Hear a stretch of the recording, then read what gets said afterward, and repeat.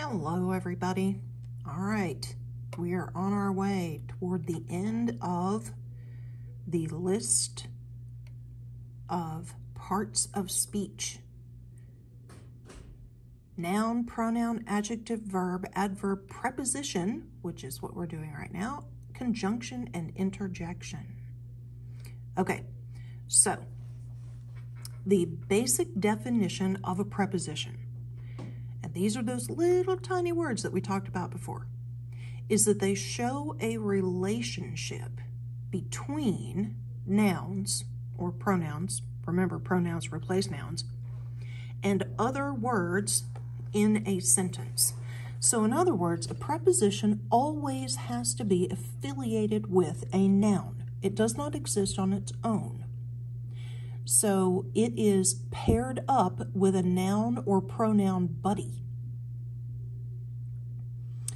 Now these are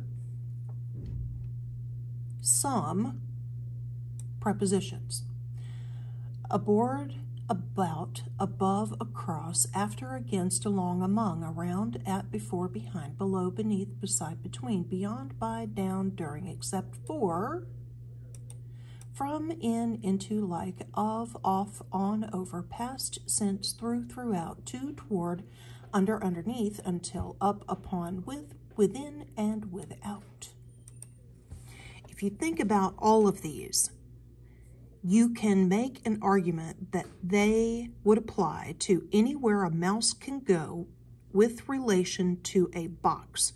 Can a mouse go under a box? Yes. Past a box? Yes. Against a box? Yes. Between a box and something else? Yes. With a box? Sure. Until a box? Don't know. Off a box, in a box, from a box, aboard a box. I don't know if it would necessarily be aboard, but it might be beside a box. We already did that one. Below a box. Beyond a box. Basically, if you can pair it up with somewhere a mouse can go with relation to a box, you should be okay. So, we said that prepositions have to have a noun buddy. Now, I haven't mentioned anything like object of to you before, but here we are going to finally enter into that realm of grammar. The only times that I'm going to mention object are this one and one other. And the other one is a direct object. Okay? So there are only two. And objects we know are things.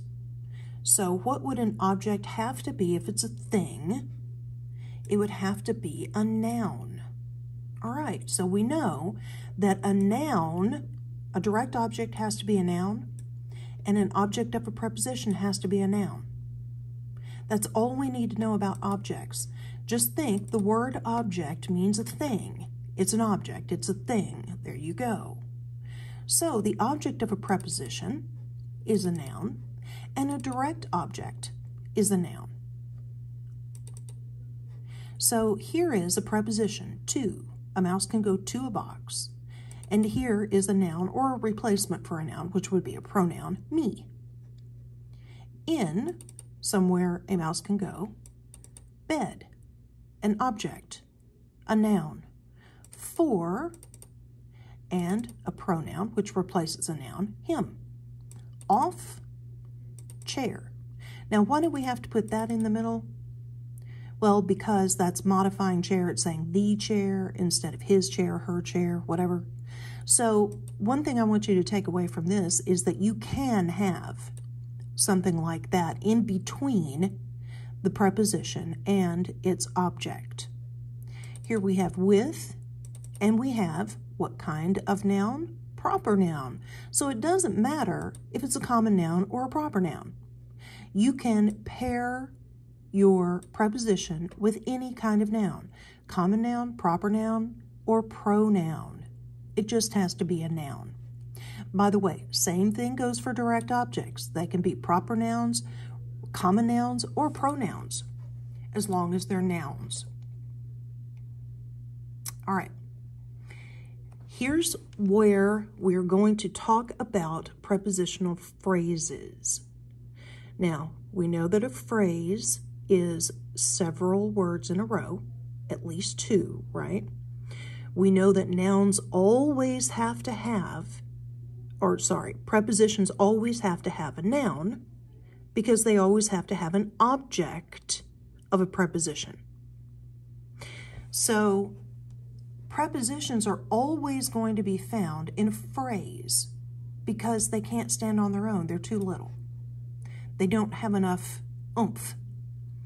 So you have to put them in a phrase. Now, we already had one phrase that included something other than just the preposition and the noun previously.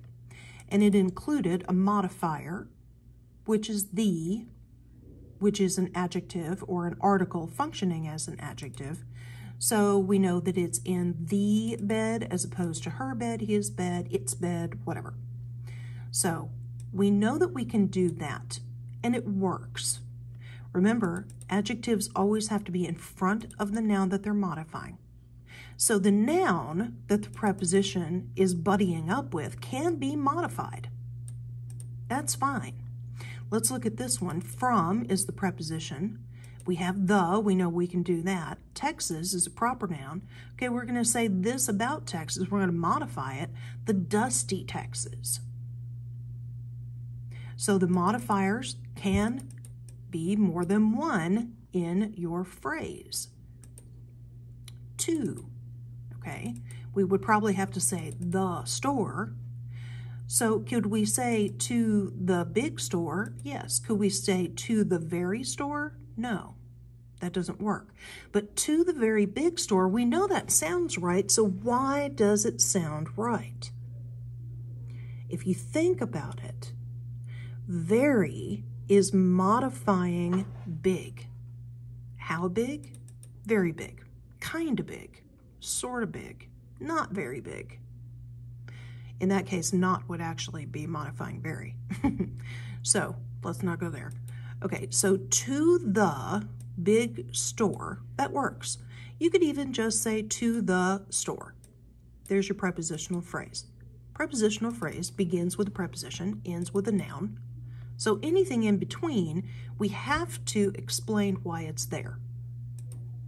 The article going with store, we already know that's a modifier. Okay, now we're going to modify the store again. We're not going to say small store, we're going to say big store. We're not going to say gigantic store or underwater store. We're going to say big. That's our word. So that's describing the store. So this store as opposed to a store that is not big. Now, we want to modify big even, and we can do that. The very big store. So here's your explanation. And this is why I use the colors. To is the preposition. The is an article modifying the noun store. Very is an adverb modifying the adjective big. Big is an adjective modifying the noun store. And store is the noun that is the object of the preposition, which looks really complex until you say to the store. And then you say, modifying store, I'm going to throw in big. Modifying big, I'm going to throw in very. But if you understand why those things are modifiers, then this explanation, if you stop and think about what it really means, is not as complex as it looks. We're just showing the relationships. Okay, so now you're going to work with this, and you can go back and forth. And I've put them in color, you don't have to. But first thing I want you to do is find the preposition. It might actually be easier for you if you find the noun or the object of the preposition, and that's fine. Once you find the prepositional phrase, which has at least the preposition and the noun, then I want you to look at what's in between the preposition and the noun. So in this first one, we know that the noun is bed. That's the object of the preposition, because we know that this is a prepositional phrase. So the first thing in the phrase is the preposition in, and that's also where a mouse can go. So in bed. Oops. In bed. Now we have to look at the and big and explain why they are there. They can be thrown out, but they're not currently thrown out, so we're going to explain them. Are they an adverb? Are they an article? Are they an adjective? Are they an adjective or an article modifying the noun? Are they an adverb modifying one of the adjectives that is modifying the noun? Okay? So that's what you need to do here. You need to identify the preposition and the noun, and then explain what these things in the middle, if there is anything in the middle, happen to be. Now, I'll explain this one as well. So we have Texas, right? That's a noun. It's a proper noun. From, preposition. Now, what kind of Texas? Dusty. We had that previously, right?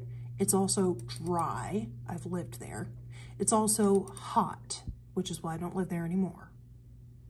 So from, and then all of these are descriptors of Texas.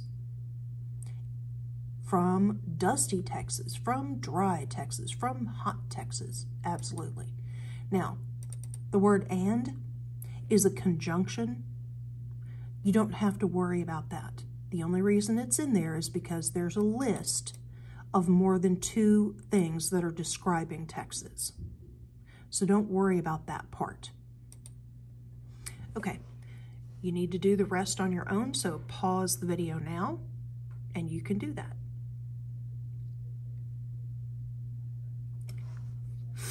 All right, so in grammar, the object of anything is going to be a noun or a pronoun. So the object that is thrown in this first sentence is a ball. John threw the ball. So John is the subject. Threw is the verb. Could we just say John threw and have a complete thought? Not really, because John threw up, threw across, we don't know what John threw. So sometimes we have to have the object, that is in this case being thrown, explained. So in order to have a complete thought, we have to throw in the object. And when it is the object of the noun itself, then the object that is directly applicable to the verb, that's when you have a direct object. So it is directly affiliated with John and threw, because John threw is not a complete sentence. It has a subject, it has a verb, but it does not have a complete thought. So we do have to put a direct object in there in order to have a complete thought. Now, that being a complete thought, if we want to add to it, we can. And here we've added at Max.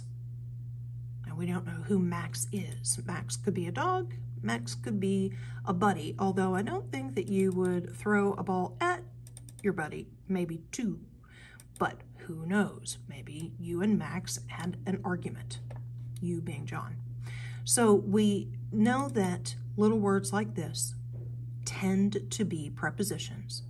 What we have to do is we have to see, are they in a little unit unto themselves with a noun or pronoun, any kind of noun, common noun, proper noun. So, at Max. Yep, that is a prepositional phrase. Now, notice that the prepositional phrase does not have to belong in the complete thought. It doesn't belong in the complete thought. John threw the ball is a complete thought.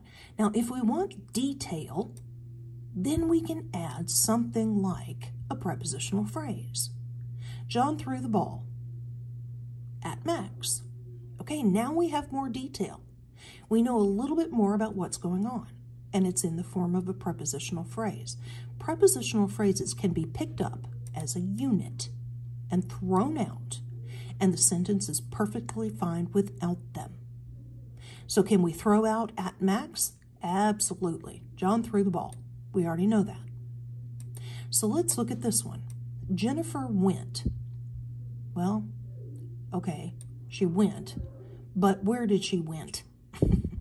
She went to the salon.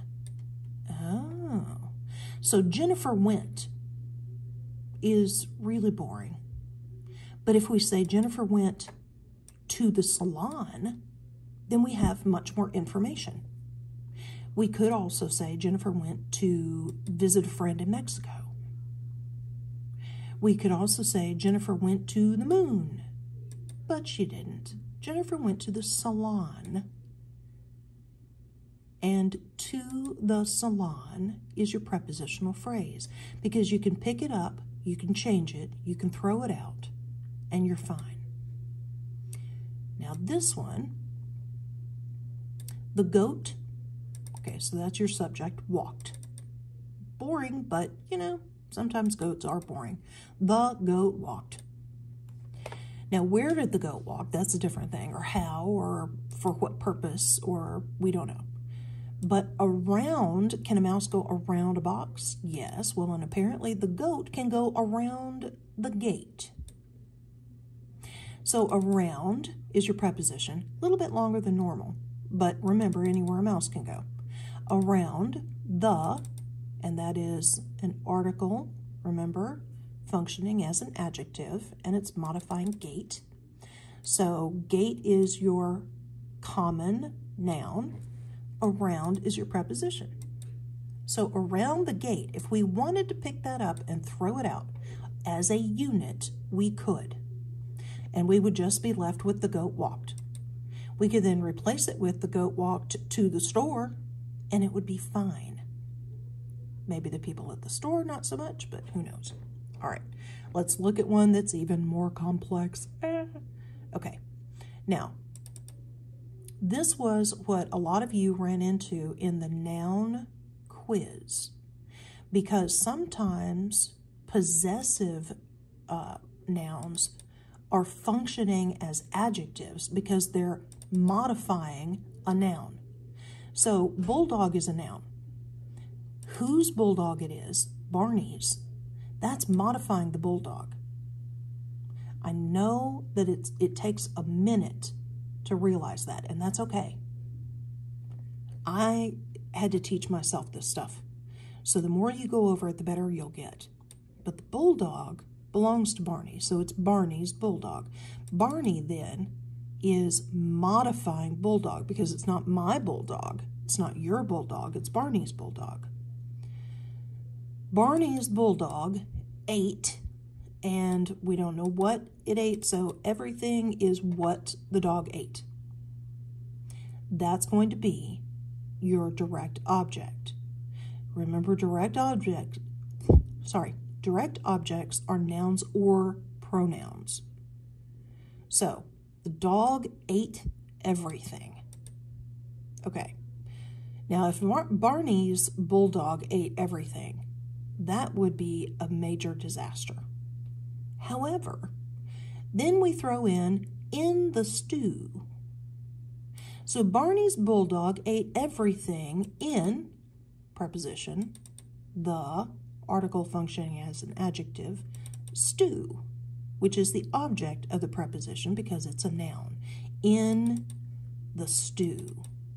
So Barney's bulldog now ate everything in the stew. We can throw in the stew out and Barney's bulldog will have, again, eaten everything. Or we can put it in and be a little bit more specific and interesting.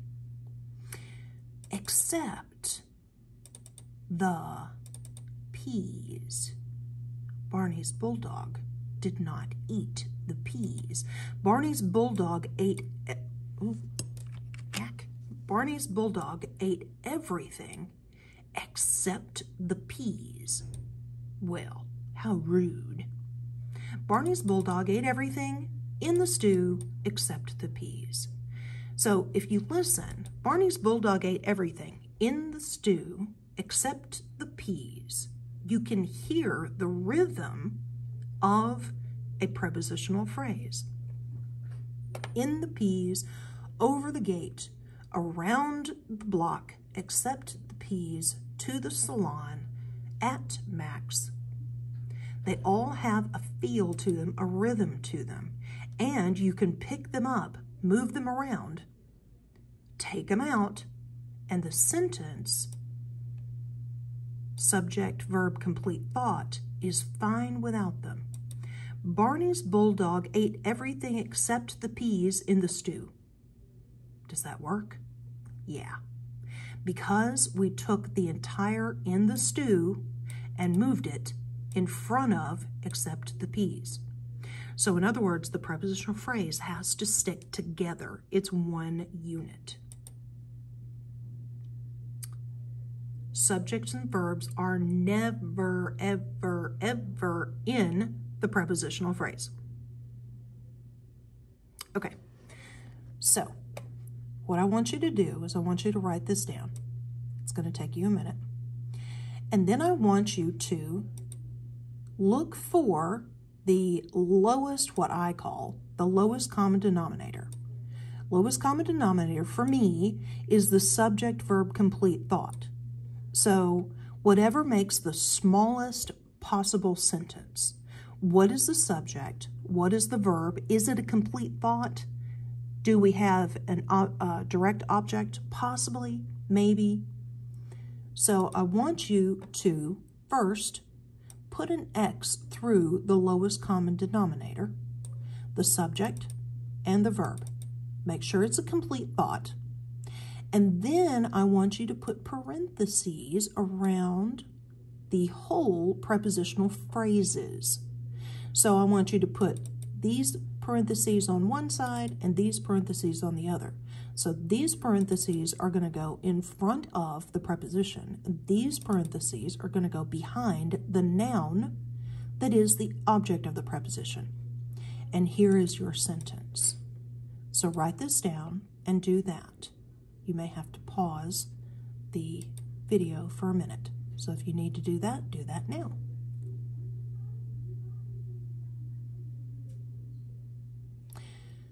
When we end up with the lowest common denominator, it turns out to be the boy was looking, because you can't say the boy was or the boy looking.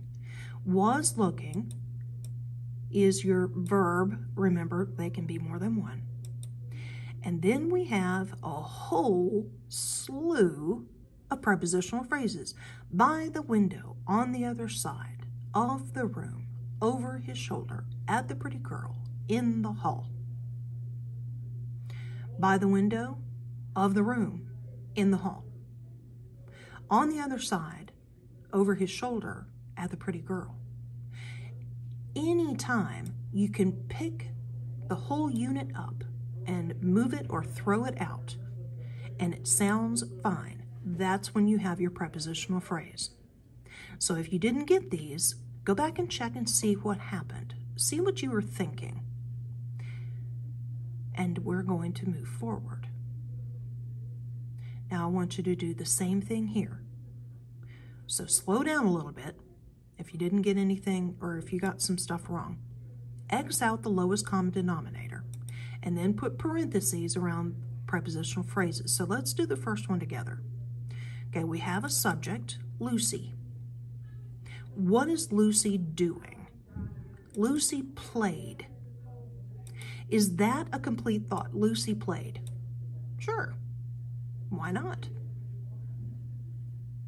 So that's our lowest common denominator. We don't need anything else. It's boring without it, but we don't need the rest of this. So the rest of it is up for grabs as far as prepositional phrases. So what I would suggest is begin at the end, because you know the prepositional phrases end in nouns. So here's your noun, friend. Imaginary. What's that doing? Modifying friend. Okay, so that's not a preposition. Her. What does that do? Oh, that modifies friend also. Her friend. With. Can a mouse be with a box? Yes. So with her imaginary friend. That's all one prepositional phrase. Here's the noun, hours. What is this? For. For is a preposition. 4 hours. Here's another way you can check. Could we say Lucy played behind the couch with her imaginary friend? Yes. Could we say Lucy played for hours? Yes. So 4 hours as a unit can be picked up, thrown out, moved around, and that's how you double check yourself. All right, couch, that's a noun. The, we know, article functioning as an adjective. Behind. Can a mouse go behind the couch? Yes, and apparently Lucy can too, because she was playing behind the couch. So behind the couch, 4 hours with her imaginary friend. You have 3 of them. Lucy played for hours. Lucy played for hours behind the couch. Lucy played with her imaginary friend for hours. Lucy played with her imaginary friend behind the couch. As long as we keep behind the couch, 4 hours, and with her imaginary friend as units, together they work. So now I want you to do the rest. There are 2. See what you can do with them.